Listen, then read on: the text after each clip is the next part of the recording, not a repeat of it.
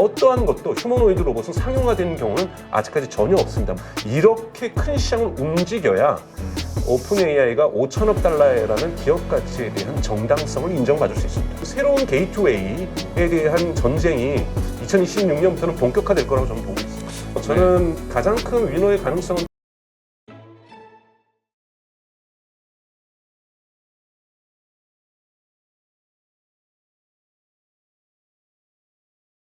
안녕하세요. 815 가족 여러분. 여러분들이 가장 많이 투자하는 해외 주식이 뭘까요? 저는 ETF 쪽에 있긴 하지만 이 종목으로 검색을 해봤습니다. 무려 88개의 ETF에서 이 종목을 담고 있더라고요. 오늘의 주인공은 테슬라고요. 테슬라뿐만 아니라 테슬라와 관련된 AI 쪽 생태계를 가장 잘 알고 계시는 블루닷 AI 연구센터 소장님 강정수 박사님을 모셨습니다. 안녕하세요. 안녕하세요. 예, 반갑습니다. 최근에 뭐 책도 하나 쓰신 것 같은데요?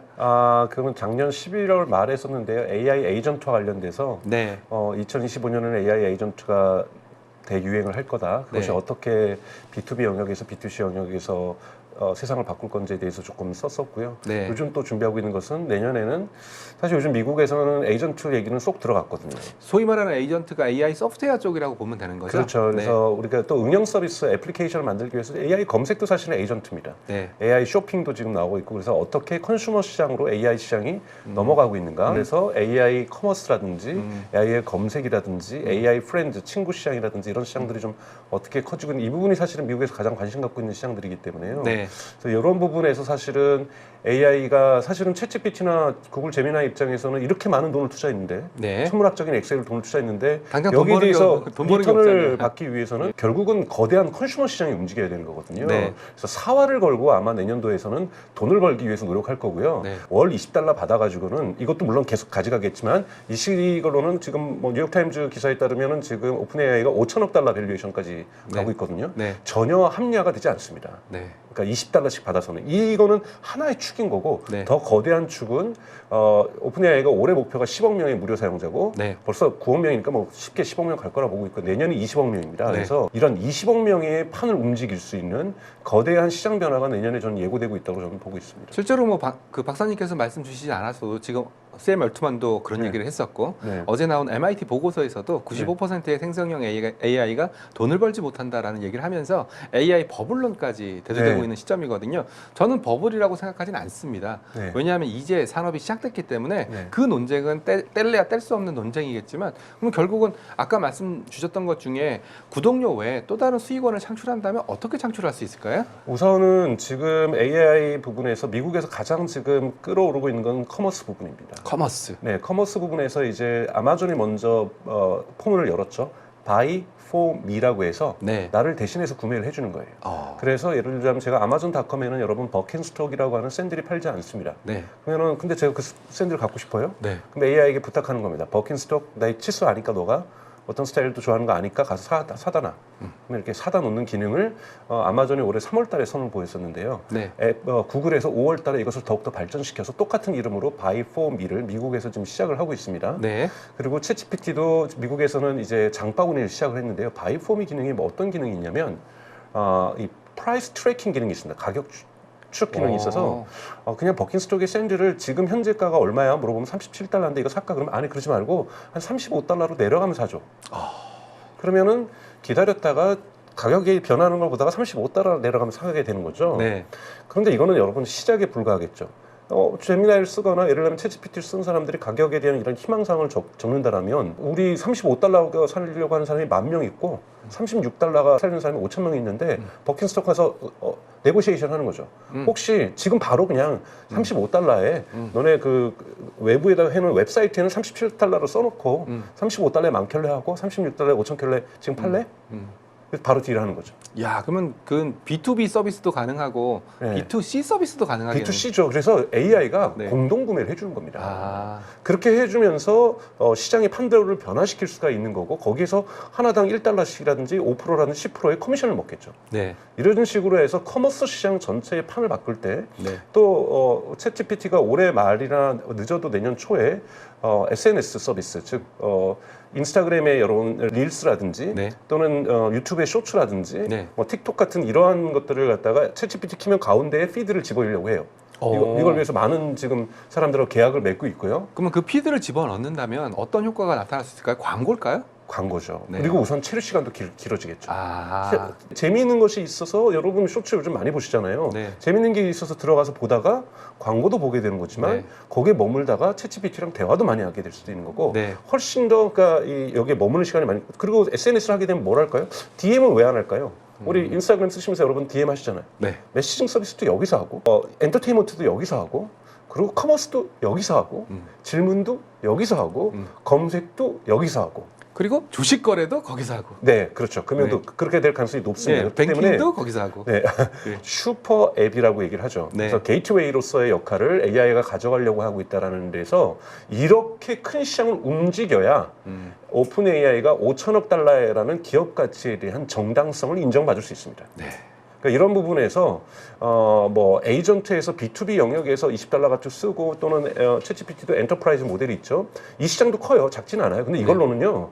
자신들의 수익 구조를 브레이크 이븐을 만들 수가 없습니다. 비용 자체를 커버 못 할 거예요. 그렇죠. 그러니까 이러한 부분이 있기 때문에 대단히 큰 판이 현재 움직이기 위해서 준비하고 있는 거. 그들이 지금 시작하지 않는 것은 이용자 베이스, 즉 유저 인스톨 베이스라고 얘기를 하는데요. 이 규모를 10억 20명 정도는 만들어 놓고 처음에 그렇잖아요. 네이버도 처음에 나왔을 때 검색 서비스 좋다니까 사람들이 와 네이버 서비스 좋은데 우선 모일 때까지 적자 보면서 계속 기다립니다. 그리고 또 기다렸다가 카페 만들고 그렇죠. 메일 뭐 이거 서비스하고, 다 한 다음에 커머스하고. 예. 그렇죠. 그 다음에 광고를 엄청 덕지덕지 붙이죠. 네. 그러면서 돈을 뽑아내는 거죠. 네. 투자자들도 이걸 알고 있기 때문에 우선 챗GPT가 무료 이용자를 포괄적으로 지금 대단히 광범위하게 전 세계에서 확보하는 것을 긍정적으로 보고 있는 거고 그것 때문에 지금 현재 지금 파이낸스 라운딩을 하고 있는데 오픈 AI가 5천억 달러의 밸류에이션으로 시작하고 있다는 거죠. 그러면 박사님 보시기에는 그 5천억 달러의 밸류에이션이 정당하다고 보시는 거예요? 그거는 이제 그들이 어떻게 투자자들에게 피칭을 했는지는 잘 모르겠지만 저는 그것을 목표로 하고 있다는 부분에서는 정당하다고 보고 있어요. 네. 그 정도 판을 움직여야 됩니다. 사실은 버블은 저는 있다고 봐요. 버블은 꼭 터지는 것은 아니거든요. 그렇죠. 버블도 안 터지고 오래 가요. 그렇죠. 안 터지고 오래 갈 수도 있고 이것이 연착륙할 수도 있다고 저는 네. 생각이 드는데 가장 크게 요즘 쟁점이 되고 있는 건 들어가는 돈 뭐 지금 미국의 빅테크 4개 기업 메타라든지 마이크로소프트라든지 아마존, 구글, 알파벳이죠. 이 4개 기업이 2024년하고 2025년에 한 5천억 달러를 씁니다. 어마어마한 돈들을 쓰는 건데요. 여기서 가장 큰 논쟁이 되는 것은 뭐냐면 여러분도 한번 생각해 보셔야 될 것은 엔비디아의 H100 칩을 지금 대단히 많이 쓰고 있는데 네. 그것의 감가상각의 연도수가 몇 년이 될 것 같으세요?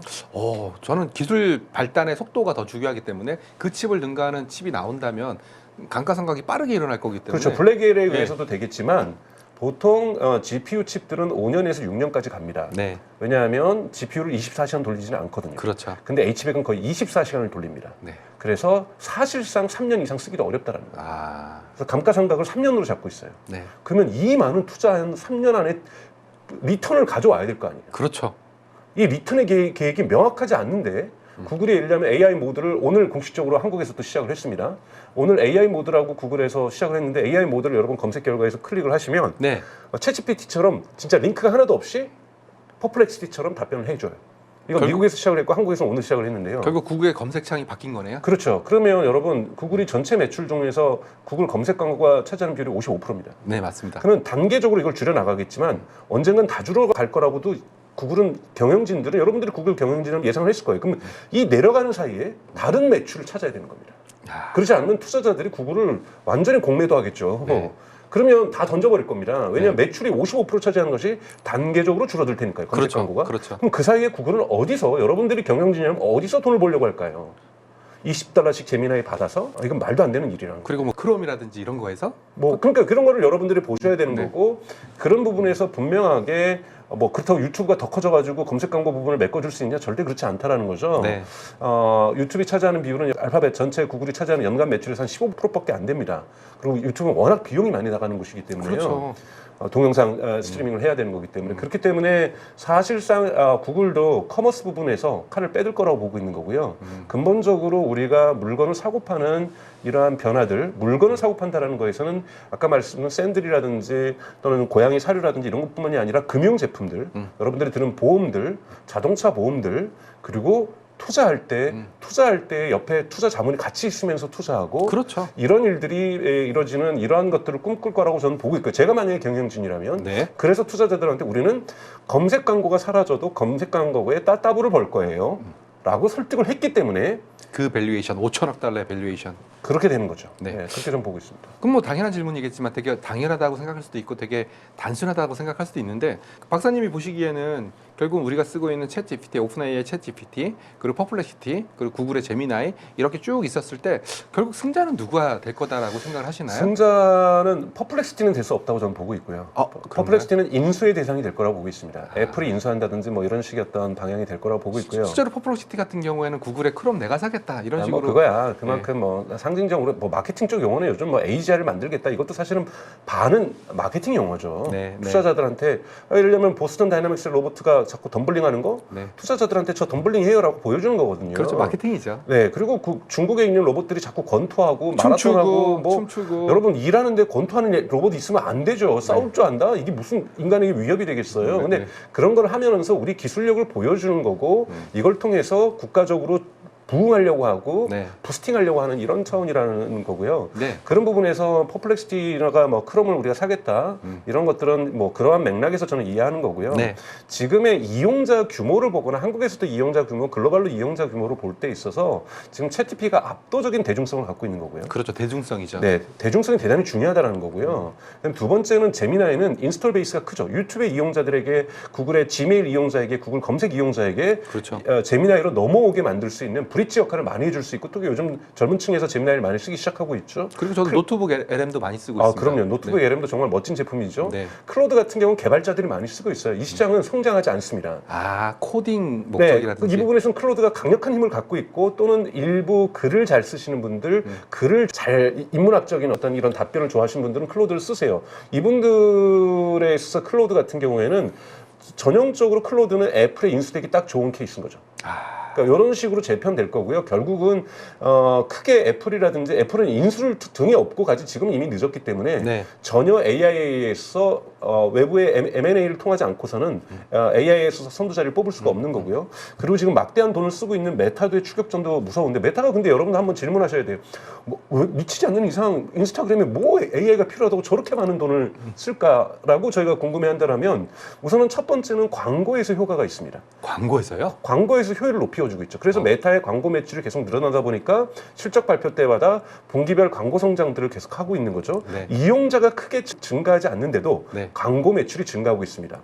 그런데 메타가 여러분 기억하시겠지만 2022년에 엄청나게 한번 꺾이죠. 그때 구독자 수가 감소했다라는 그것도 있었고 네. 애플이 흔히 말하는 트래킹 뭐 이렇게 투명성 뭐 이걸 얘기하면서 서드 파티 데이터를 아이폰에서 못 가져가게 했어요.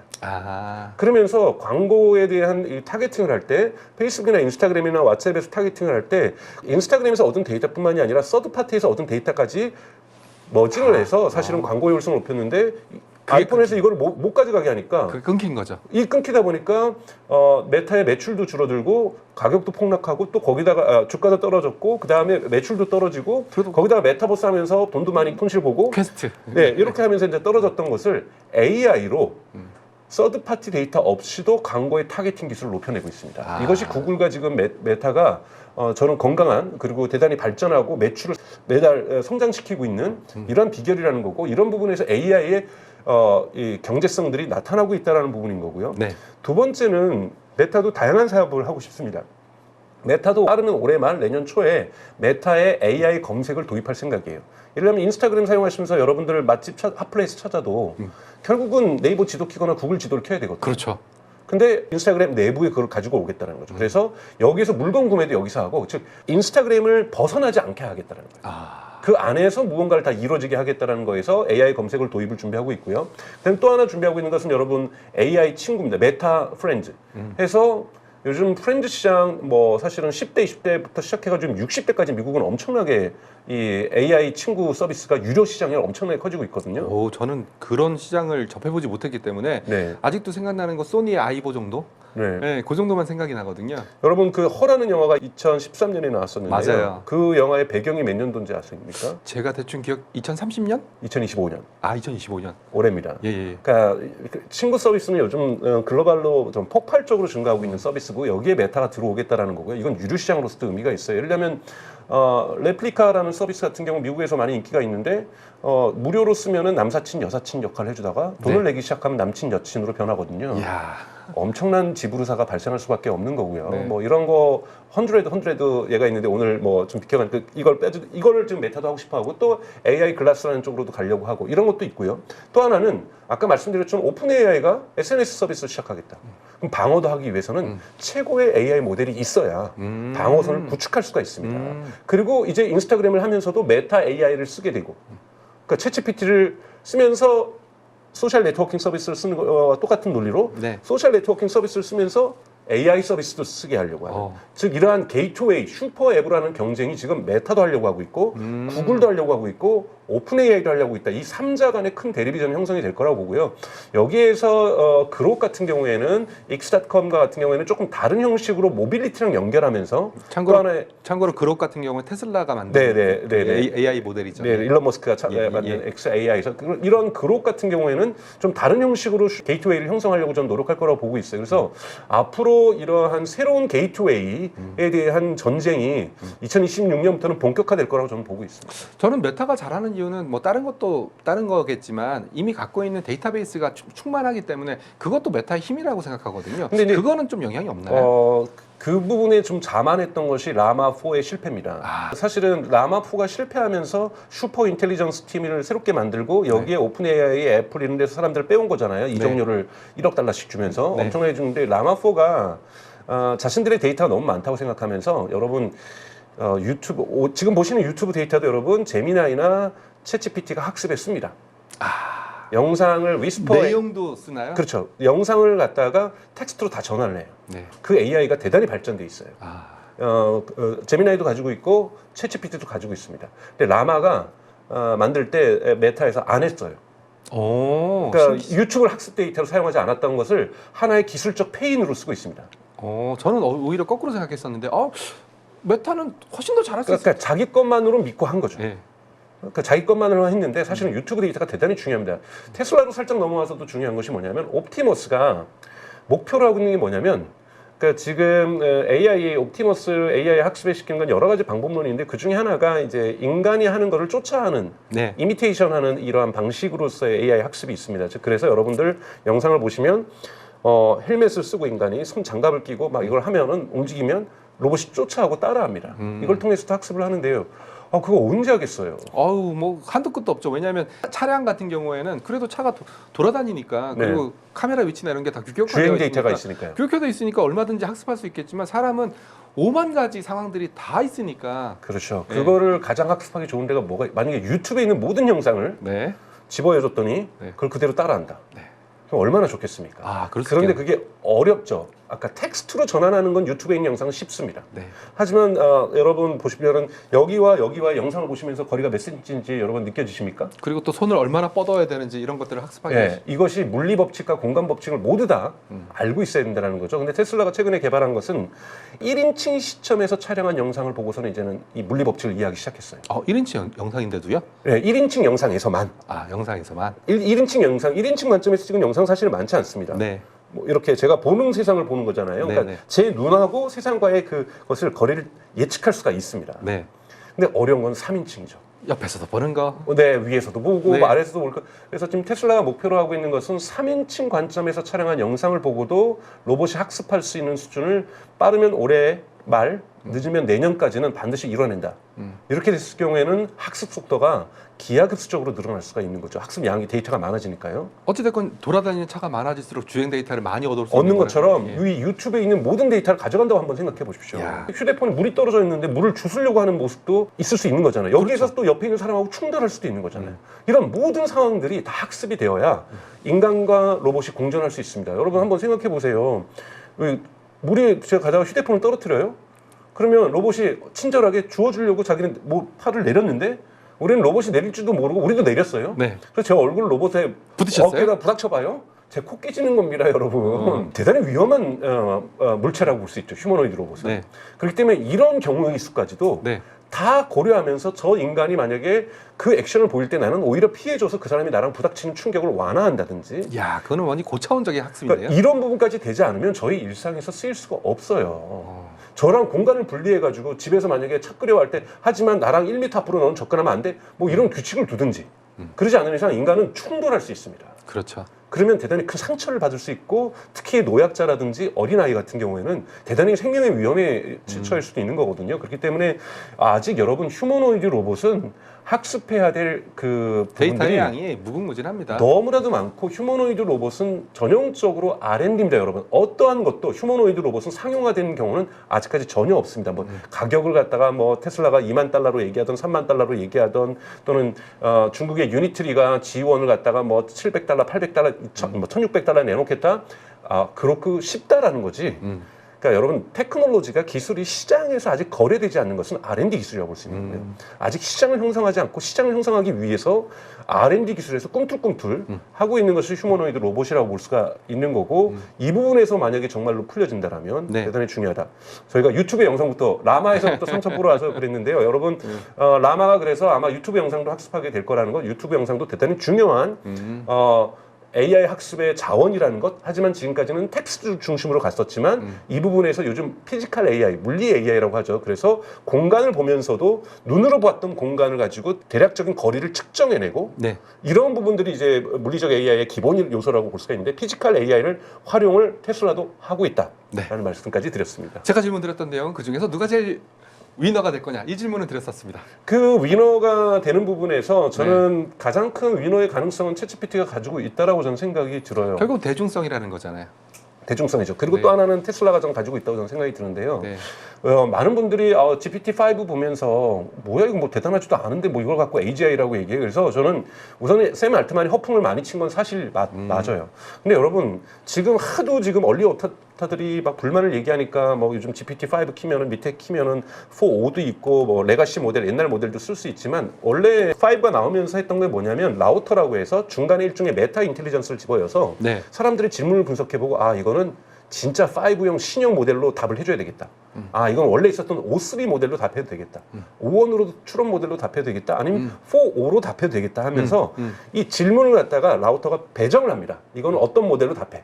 그러면 좀 효율적으로 답을 하게 되잖아요. 네. 얼리 어댑터라든지 이거를 많이 쓰시는 헤비 유저들은 네가 왜 마음대로 그걸 갖다 붙여 거기다가 나는 내가 원하는 대로 내가 정해서 쓰고 싶어. 그렇죠. 업무에 필요하니까. 이렇게 생각하시면서 불만을 일으켰다는 부분에서 전 이해는 갑니다. 근데 저희 어머니 80대이신 어머니도 챗GPT를 쓰시는데 네. 저희 어머니는 옷을 아무리 설명해도 몰라요. 뭔 뜻인지. 근데 이번에 샘 알트만이 발표한 게 뭐냐면 무료 이용자 가운데서 추론 모델을 O3를 쓰던 사람들이 1%밖에 안 됐는데 7%로 늘었다는 거예요. 쿼리 양으로 분석해보는데. 그러니까 배정을 해줘야 되는 거죠. 이게 뭐냐면 여러분 대중화의 길로 가고 있는 겁니다. 전 그런 부분에서 GPT-5가 오픈 AI가 잘 잡고 있다고 저는 생각이 들어요. 네. 그러니까 이 사람의 질문에 따라서 그 무료 이용자들의 질문의 수준에 따라 질문의 성격에 따라서 의도에 따라서 모델들을 동일한 모델을 제공해주면 여러분 그 비용을 감당하기 어려운 거죠. 적절하게 자신들이 갖고 있는 모델들을 매칭시켜내는 것들, 서비스를 대중화시켜오고 자동화하려고 하는 노력들 이런 건 대단히 대중성 있는 감각을 가지고 있다고 저는 보고 있고요. 야, 그러면 그런 측면에서는 챗 GPT가 가장 앞서고 있다라고 판단할 수도 있겠네요. 그리고 이용자 규모가 우선은 올해 2월 달에 4억 명 정도였는데요. 네. 지브리 사건 이후에 빠른 속도로 늘면서 지금 8억 명, 9억 명까지 가고 야, 올해 말까지 10억 명 안 남았네 얼마? 네, 얼마 안 남았습니다. 그리고 네. 한국도 벌써 2천만 명에 가까워지고 있죠. 네. 그래서 한국도 제 생각에는 내년 정도 되면 3천만 명까지 가는 거는 뭐 시간의 문제라고 저는 보고 있습니다. 이건 이미 어느 정도 게임을 정리하고 있는 거죠. 물론 후발주자들이 압도적인 AI 성능으로 쫓아올 가능성은 여전히 있습니다. 뭐 방금 말씀하셨던 빅테크 업체들도 갖고 있는 인프라 자체가 워낙 훌륭하니까 네. 전 충분히 쫓아갈 수 있다라고 생각을 하고 있습니다. 네. 그렇다면 뭐 박사님의 생각은 챗 GPT를 필두로 한 오픈 AI 그리고 오픈 AI가 지금 마이크로소프트랑 어떤 관계죠? 마이크로소프트는 사실은 50%의 주식을 가지고 있습니다. 네. 그러니까 이 지분을 가지고 있는 거고 네.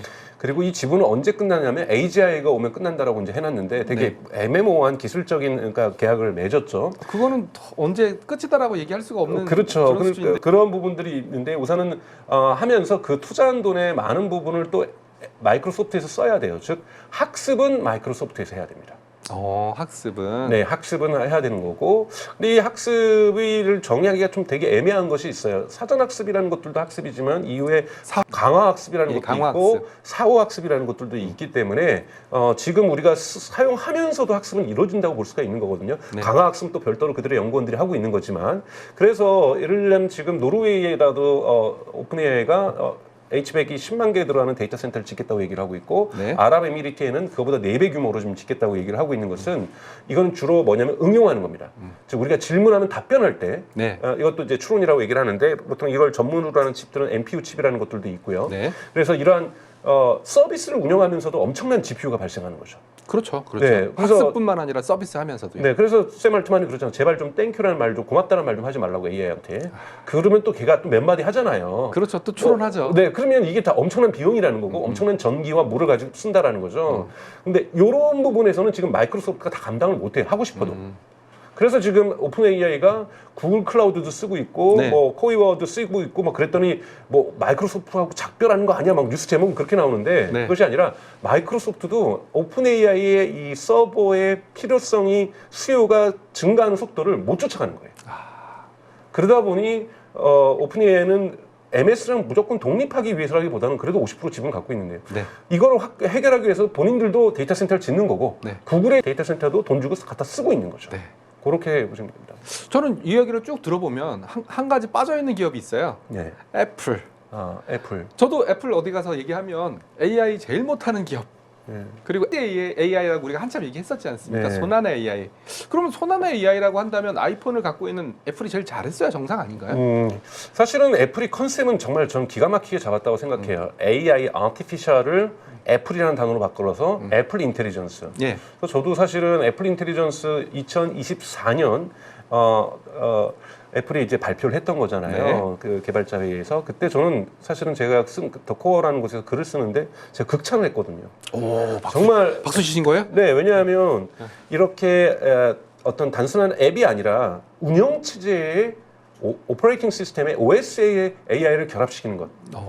그래서 예를 들면 시리를 통해서 시리가 자기가 알고 있는 것만 사전 학습되고 사후 학습되고 검색하는 것만 답변하는 것이 아니라 시리가 저의 쿠팡을 열어보고 시리가 저의 토스를 열어보고 시리가 저의 앱을 열어보고 뭐 이런 것들 열어보면서 정확하게 정보를 종합해서 저에게 답을 준다라면 예를 들면 뭐 배달의 민족에 아까 시켰던 음식 어디쯤 오고 있어? 시리야? 그러면 시리가 그럼 배달의 민족 앱을 열어서 그리고 내가 주문 내역 가서 주문 내역 가서 이것의 배달 상황이 15분 후 도착이니까 15분만 기다리고 참아요. 그동안 뭐 유튜브 틀어드릴까? 이거 얼마나 좋겠습니까? 좋죠. 꿈만 같은 거죠. 그렇죠. 이것이 오퍼레이팅 시스템에 AI가 결합됐을 때 여기에 들어가는 앱을 통제할 수 있고 앱을 제어할 수 있다는 거거든요. 그럼 시리를 통해서 슈퍼앱처럼 모든 제가 앱들을 얼마나 편하게 쓸 수 있겠습니까? 그렇죠. 그러니까 이 컨셉은 너무 잘 잡았어요. 여기 그러면서 또 보안을 강조하면서 자기네들은 데이터 센터는 애플 고객들만 쓰고 있는 데이터 센터를 짓겠다. 그럼 전 세계에 져야 될 거 아니에요. 네. 이것도 느렸고요. 사실 AI 만드는 부분에도 실패를 했고 인재도 지금 뺏기고 있는 상황이고 네. AI 부분에서 전략에서 물론 이 LLM 모델 거대 언어 모델 부분에서 실패하고 있는 거지 사실은 삼성전자의 갤럭시에도 그렇고 애플의 아이폰에도 그렇고 AI는 많이 쓰이고 있습니다. 뭐 사진을 찍을 때 보정하는 기술이라든지 뭐 여러 가지 기술들은 사실 많이 쓰이고 있어요. 이러한 조금만 AI 기술들은 많지만 가장 굵직한 지금 이 에이전트화 할 수 있는 네. 거대 언어 모델 부분에서 애플은 분명히 뒤졌는데 이게 애플 철학하고 맞지가 않아요. 애플은 항상 완벽을 추구하잖아요. 그렇죠. 완벽하지 않으면 본인들이 보기에 완벽하지 않으면 세상에 내놓지 않으려는 것이 스티브 잡스 때부터의 철학이에요. 다른 업체들은 오히려 내놓고 보완하고 내놓고 보완하고 내놓고 보완하고 이런 반복을 했던 것 같아요. 그렇죠. 스티브 잡스가 그러잖아요. 마케팅 부서를 없애야 된다.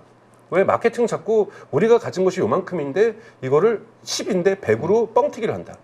근데 진정한 엔지니어라면은 그 100을 제품으로 승부할 수 있어야 된다는 거잖아요. 이게 스티브 잡스가 말했던 철학인 거거든요. 그러면 애플 인텔리전스 개념이 좋으면요 광고 같은 거 하지 말아야 돼요. 실제로 그걸 만들 때까지는 애플은 공개하지 않습니다. 근데 광고 많이 했었잖아요. 그렇죠. 광고도 나중에 걷어들였죠. 비판이 있으니까요. 근데 애플 같은 경우에 이런 부분에 이 LLM이 가지고 있는 거대 언어들이 많이 갖고 있는 거 여러분도 많이 들어보셨죠. 환각, 할루시네이션이라는 문제가 있어요. 맞아요. GPT-5 같은 경우는 이거를 크게 줄였습니다만 여전히 있습니다. 이거는 애플이 보기에는 말이 안 되는 거예요. 오류가 있다라는 거. 오류죠. 애플이 보기에는 오류가 맞죠. 잘못된 정보를 알려주니까. 그렇죠. 그리고 전 세계 좀 지금 뭐 AI 버블 논쟁 중에서 MIT 보고서가 지금 되게 크게 논쟁인데 뭐 95% 정도는 지금 하고 있는 전 세계에서 진행되고 있는 AI 에이전트 프로젝트는 돈을 못 버는 것이다라고 네. 얘기하는데 AI 에이전트도 완벽하지 않을 수 있어요. 왜냐하면 아직은 5% 6%의 이 정확도가 떨어지는 부분이 있거든요. 네. 그렇기 때문에 좀 더 저는 이 모델 발전의 성숙도를 좀 기다릴 필요가 있다고 저는 생각이 드는데 그래도 불구하고 기업들이 수많은 AI 에이전트를 만들면서 열심히 돈을 쓰면서 네. 우리도 AI 기업이라는 걸 자랑하고 싶었겠죠. 네. 근데 애플 또한 마찬가지로 그 오류가 있는 것을 붙이기 싫었던 거죠. 그러다 보니까 이 DNA 자체가 철학 자체가 틀렸던 그랬던 거죠. 왜냐하면 이번에 메타도 철학을 바꾼 겁니다. 뭐냐면 여러분 AGI 일반 인공지능이 어떤 의미를 가지고 있냐면 실제로 AGI 일반 인공지능 즉 인간의 모든 인지면에서 인간의 능력을 초월하는 것을 AGI라고 보통 얘기를 합니다. 네. 하지만 학자마다 AGI 정의는 다 다른데요. 네. AGI를 왜 자꾸 샘 알트만이라든지 이런 사람들이 그리고 공포감도 막 주면서 떠드냐면 그 탑 클래스에 이적료 1억 달러 받는 이 엔지니어들 정말 탑 클래스들 월드 탑 클래스들 네. 이런 사람들은 돈은 이미 초월했고. 죽을 때까지 쓸 돈 다 벌었어요. 네. 유산을 남겨줘도 나 벌 정도로 벌었어요. 네. 자, 이 사람들은 뭘 하고 싶으면 역사책에 이름 쓰고 싶은 거예요. 이제 자신의 명예를 드높이고 싶은 거죠. 그렇죠. 그러면 거기에 나는 AGI를 만드는데 기여를 했다. 이런데 이름 쓰는 게 중요한 건데 왜 애플의 AI 수장이 메타로 옮겼겠습니까? 근데 애플은 맨날 그런 거예요. AGI는 말도 안 되는 소리고 이 오류부터 고쳐. 그러니까 이런 부분이 있으면 기업의 DNA가 그리고 메타도 원래 얀 루큰이라는 사람이 AI를 총괄적으로 이끌고 있었어요. 대단히 유명한 학자입니다. 네. 이 사람은 AGI는 불가능하다고 항상 얘기하는 사람이에요. 네. 그 사람 밑에서 일하고 싶지 않은 거예요. 그러니까 조금은 사실 인간이 그분들이 과학자들도 조금은 거칠게 표현하면 어디에 취해야 되거든요. 뽕을 맞아야 된다. 그렇죠. 내가 세상을 구원하리라, 네, 네. 세상의 중요한 법칙을, 내추럴 로, 자연 법칙을 발견하리라, 내가 이걸 통해서 인류에게 기여하고 싶고, 이런 긍정적인 사고 속에서 악한 사고라고 저는 생각하지 않아요. 뭔가 여기 취해 있을 때 훨씬 더 내가 8시간 일해야 되는데 막 16시간 동안 막 답을 내기 위해서 네. 막 머리를 쥐뜯으면서 일을 하게 되고 집중하게 되잖아요. 그렇죠. 정말 포커스하고 커미트먼트 한단 말이죠. 이러려면 기업의 문화가 자꾸 CEO들이 나가서 우리의 지향점은 AGI야. 우리 돈 벌려고 하는 게 아니야. 우리는 인류를 바꿀 거야. 이런 얘기를 하는 거죠. 근데 돈은 뒤에서 벌어야죠. 네. 엄청나게. 네. 이런 거를 구조를 저희가 좀 이해할 필요가 있다. 이러다 보니 언론에서 받아 적다 보니 AGI가 얼마 남지 않았습니다. 막 이렇게 쓰는 건데 여러분 너무 거기에 현혹될 필요는 없다고 봐요. 이것은 적절하게 투자자들을 대상으로 하고 그리고 기업 내부에 있는 문화를 만들어서 탑 클래스의 월드 클래스의 AI 전문가들을 데려오고 싶어서 이런 부분이 있는 것이 있다. 하지만 실질적으로 돈 버는 거는 인간을 뛰어넘는 걸로 돈을 벌려고 하지 않을 거다라고 저는 생각합니다. 네, 알겠습니다. 자, 오늘은 강용수 박사님과 함께 네. 에이전트 AI와 애플이 왜 안 됐는지까지 네, 네. 한번 훑어봤고요. 다음 시간에 좀 더 구체적으로 들어가 보도록 하겠습니다. 네. 긴 시간 수고하셨습니다. 감사합니다. 네.